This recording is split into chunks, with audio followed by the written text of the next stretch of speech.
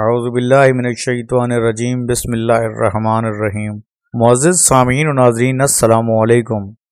آج کل کے زمانے میں جہاں ہر طرف نفسا نفسی کا عالم ہے، وہاں لوگوں کی زندگیاں بھی بہت سی مشکلات کا شکار ہیں۔ بہت سے خاندان اور ان سے وابستہ لوگ غربت اور تنگ دستی کا شکار ہیں۔ ان تمام لوگوں کے لیے آج کی ویڈیو میں ہم سیدۃ النساء العالمین سیدہ فاطمہ الزہرا سلام اللہ علیہا کا ایک بہت ہی خوبصورت واقعہ بیان کرتے ہیں۔ ایک دن ایک عورت سیدہ فاطمہ الزہرا سلام اللہ علیہا کی خدمت میں پیش ہوئی اور عرض کی، اے رسول اللہ کی بیٹی، ہمیں کوئی عمل بتائیں۔ ہم گھر کے تمام افراد کام کرتے ہیں لیکن پھر بھی تنگ دستی دور نہیں ہوئی، بہت محنت کرتے ہیں، اس کے باوجود حالات ٹھیک نہیں ہوتے۔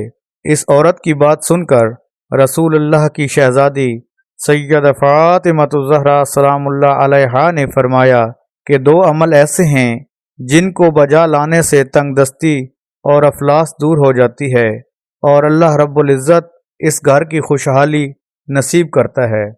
پہلا عمل، جب گھر میں کھانا تقسیم کیا جائے تو تمام افراد بسم اللہ سے شروع کریں، تو اللہ تعالیٰ فرماتا ہے کہ یہ لوگ میرے دیے ہوئے رزق کو میرے نام سے شروع کر رہے ہیں، اور پھر فرشتوں کو حکم دیا جاتا ہے کہ جاؤ اس گھر میں خیر اور خوشحالی لے جاؤ، اور فرشتے اس گھر میں برکتیں لے کر نازل ہوتے ہیں۔